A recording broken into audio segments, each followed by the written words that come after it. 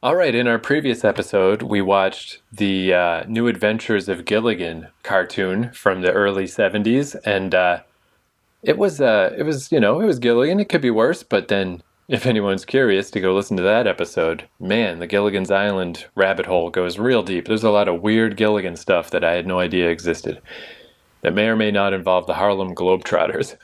But we thought to balance that out, to stay in this era of early 1970s cartoons, but to flip flop instead of the silly cartoon with the laugh track. Let's watch a serious one. And this is also just something that I've always been aware of, but I've never seen it. So it's a great opportunity to finally watch an episode. And this is Star Trek the Animated Series. So I don't know much about this, just that whenever Star Trek nerds are talking about Star Trek online, they just call it Star Trek TAS for the animated series, and people will just bring it up here and there, but I don't know that there's any particularly famous episodes or anything, but I've never heard anyone talk bad about it either. It was just like, this was just in between, like the original series had been canceled, but the movies had not started yet. So to fill the gap, there's this animated series. So are you at all familiar with Star Trek the Animated Series? I knew that they made an animated series, but I've never seen it. And I was a big Star Trek fan, like of the original TV series. And I've watched any number of those episodes over the years in replay. But the animated one, no. All I know is that it was made. That's it. Yeah, and it looks like this was also, much like Gilligan, this was also a Saturday morning thing. That's one thing that doesn't really exist anymore. Saturday morning cartoons is not really a thing because there's just no need for TV to be regimented like that anymore. If you're a kid watching cartoons nowadays, it's probably on Netflix or Disney Plus or something, Like it doesn't need to be Saturday morning.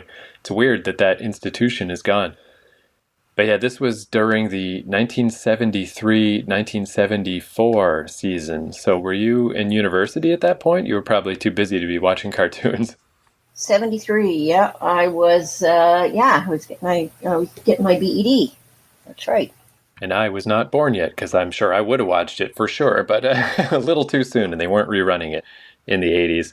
So, okay, let me give you the rundown. So, 1973, it ran for 22 episodes. After the cancellation of the original series in 1969, the live action show proved popular in syndication and generated significant fan enthusiasm. This resulted in Roddenberry's decision to continue the series in animated form. I think they were, talking about this even when the original series was still on TV, and then, you get a little extra motivation once that one gets canceled. The series features mostly the same characters as the original series. The major exception was the character of Chekhov, and the only reason he didn't appear is because the series didn't have the budget to afford the complete cast. They actually originally were only going to hire Kirk, Spock, and Bones, but Leonard Nimoy pushed to try to get as many of the original cast back as possible, and they had to stop somewhere, so unfortunately they stopped at Chekhov. They're like, we're out of money, but they did hire everyone else.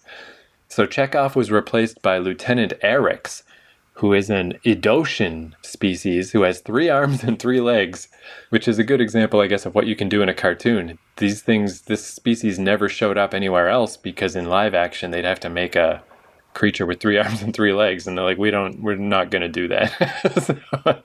So there's cartoon only. The animated series was critically acclaimed. It was the first Star Trek series to win an Emmy Award in its second season, receiving the 1975 Emmy for Outstanding Entertainment in a Children's Series. And I thought this was interesting. Though the payment for writers was lower than in live action, the opportunity to write a Star Trek episode without special effects limitations was appealing, so many of the original series writers joined the staff. And script editor DC Fontana steered the series away from the romantic and sexual elements of the original series because she felt children would not be interested in them, and she wanted the animated series to appeal to children as well as adults. So as far as just weird trivia about the show, I mean, it seems like it is basically just a shorter version of Star Trek. It's just these episodes are only half an hour instead of an hour. A lot of the original script writers, even though it is technically Saturday morning cartoon show, they wanted it to be for adults as well. But this is really weird. So the first episode did not air only in the Los Angeles market because there's this law called the FCC Fairness Doctrine, where in that area in California, if you have a political candidate on TV, there's like a law that you have to give equal time to the other political candidates. Like you can't show favoritism on your TV station. You have to give everybody an equal opportunity to talk. And at the time, George Takei was a candidate for a seat on the city council. So even though he's just, doing a cartoon voice for Star Trek, they weren't sure if that law would count. If we let George Takei's voice be on our station for the amount of time that he was on Star Trek, do we have to let all these political candidates now have time on the station? So they didn't even want to deal with it. They're like, I don't know, whatever. Let's just not air it. And I mean, that's just really weird. There's no indication that is what would happen. They just didn't want to even find out. So, but that's one of the weirder things I've ever heard. So yeah, in this case, I didn't seek out like what's the best one or whatever. I just grabbed the first one, the first episode. So this is called Beyond the Farthest Star. And I'm curious because it sounds from all accounts like this is actually probably a pretty cool little cartoon, it seems. Space, the final frontier.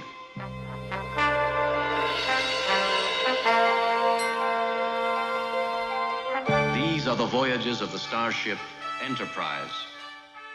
Its 5-year mission, to explore strange new worlds, to seek out new life and new civilization. So yeah, how did you like the Star Trek cartoon?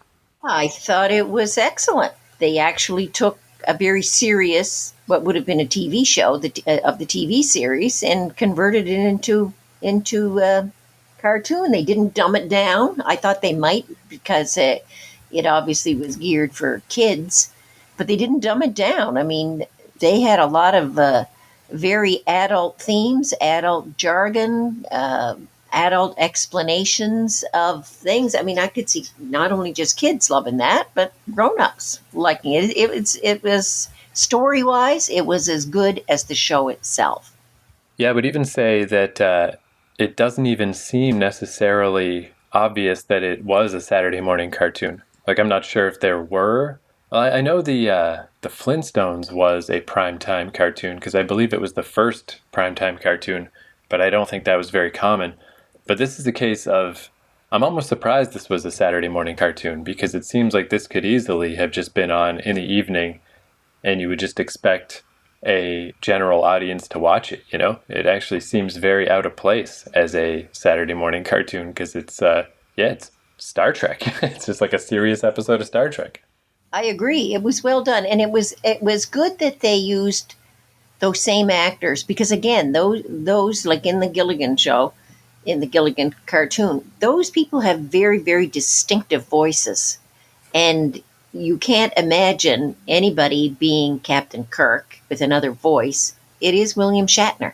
It is Leonard Nimoy, DeForest Kelley. And so those voices are so distinct that to have replaced them, it wouldn't have worked. Yeah, unfortunately, we didn't get to see the guy who replaced Chekhov, who has 3 arms and 3 legs. So I'm not quite sure. Well, he didn't speak, but I think he was the guy sitting at the controls, that kind of orangey, like bumpy creature. Oh, is that him? I think that may have been him, but he didn't speak. You're correct. Yeah, so we did see him then. Yeah, I didn't notice that he had. Like some of these pictures, I'm looking at pictures of him, and there is just a third hand. Oh, it comes out of his chest, I see. And then it seems like his third leg comes out of his butt. Not extremely well thought out as a design, but okay, yeah, that was who that was. But yeah, if anything, it was almost too dry. It was very, very serious. Really cool story where they find this old ship that has been long abandoned from some weird alien insect race, and they find out a malevolent being is on it, and it's trying to escape a gravity well, and it gets onto the Enterprise, and it's like, oh no, what are we going to do? But I actually do really feel like Saturday morning is not where this show belonged at all. It's totally feels like a normal primetime show. And it could be because it was shortened down. You said it was half an hour instead of an hour. But usually, even in the TV series, even the serious episodes usually had a little bit of levity between those 3 main characters. There was none in this. This was serious. This got right to it. Got to it, got the problem, got them involved in the conflict, had the resolution. It all came very, very quick. No real interaction between characters, which is fair when you're trying to limit it into a half hour as opposed to an hour, because this could have easily have been an hour show in the TV series. It's probably a combination of things too, of just like an hour-long cartoon would be pretty unheard of back then. Even a half-hour cartoon is kind of long compared to, Looney Tunes and Merry Melodies.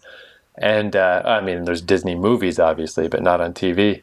And then I wonder too if the fact that it's a cartoon, like this is definitely the Star Trek series I hear talked about the least. Like I was saying before, it like comes up, people talk about it, but never like, oh, that one specific episode or this specific thing.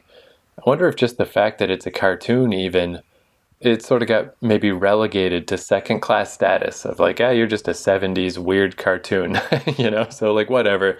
Now that we got the movies and we got Next Generation, we don't need to worry about you anymore.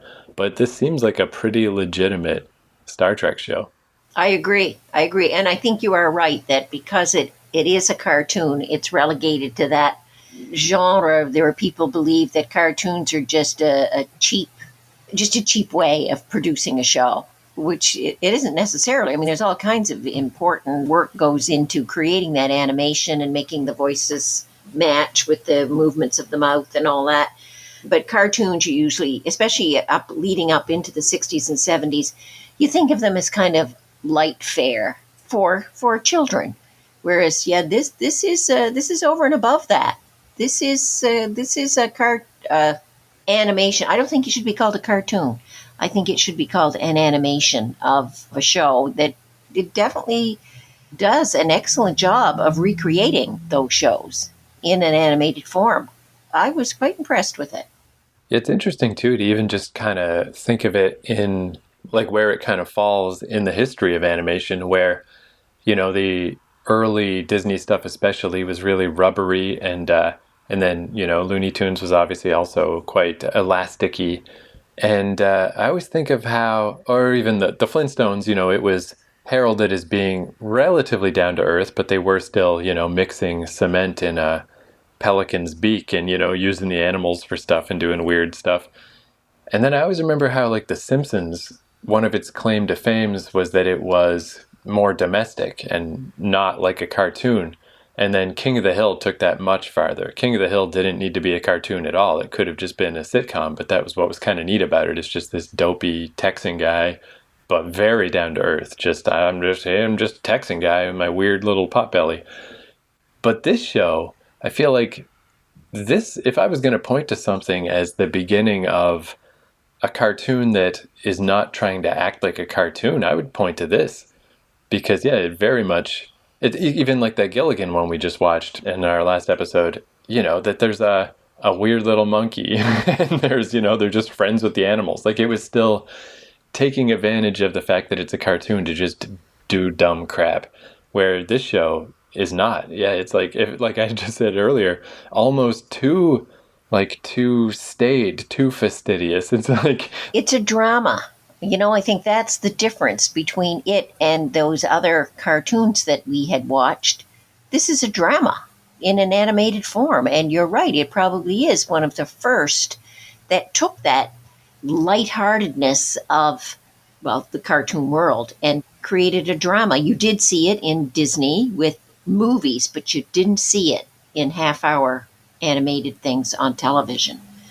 So I'm amazed that this isn't more renowned than it is. I'm surprised it's not in reruns all the time, because it's got a whole lot of substance to it. It's equally as good as any of those Star Trek shows, the TV shows. I even kind of wonder too, because it is shorter, they obviously basically seems like they took what could be a normal Star Trek script and cut it down. And then, as DC Fontana said, the first thing she cut out was, let's take out the romance and any sexy time with aliens, because that's not really appropriate to Saturday morning.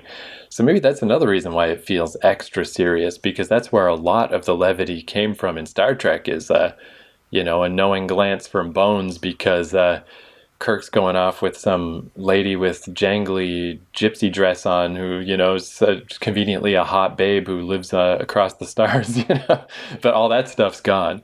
So it kind of makes it double serious. And as the first comment that I made to you when Uhura's sitting there in that seat, Uhura's dress is really quite lengthy compared to what it is in the actual TV show. I mean, when she sits down, that just barely covers her little butt. And, she's got these long legs that are so obvious. And when she stands up, she didn't stand up in this cartoon, but when she stands up and walks around, oh yeah, that girl is really sexy. Yeah, no, they've made it so she looks quite almost, her dress isn't long, but she certainly looks conservative compared to what the real one looks like. Yeah, that's kind of ironic that it's like, all right, we're making a Star Trek cartoon. Now let's stop fooling around. Let's really get serious and tell some hard science fiction stories. It's weird, but that seems to be what happened. But yeah, this is definitely a case of, we say a lot of times with these things, like with Dusty's Trail or whatever, it's like, if I was a kid at the time, yeah, maybe this show's a little corny, but I would have liked it as a kid. Where this feels more like the Twilight Zone, that type of show. All those, those shows where they're legitimately about interesting stuff and have like well thought out writing and, and good plots and stuff. It's just that this one happens to be a cartoon, but it definitely seems to fall into that lineage, like kind of, again, even kind of more so than actual Star Trek. Like this feels like if you were just like a really into your hard science fiction back then, you'd really like this because this seems like more serious. Yep, I would recommend this to anybody you don't have to be just a Star Trek fan. But if you were a Star Trek fan, you would probably enjoy this because this probably has episodes in it that were not the original shows. They're probably not just a replica of it. Yeah, it's strange too. I mean, again, it's probably the cartoon thing, but obviously Star Trek the original series was rerun over and over it's still to this day. It's probably on TV right now as we speak. And like Next Generation, I didn't catch till the very end of its run. I was just watching reruns, and then I caught up at the end. And Voyager, famously, even though Voyager is not my favorite Star Trek, but it's always rerun. It's always on all the time.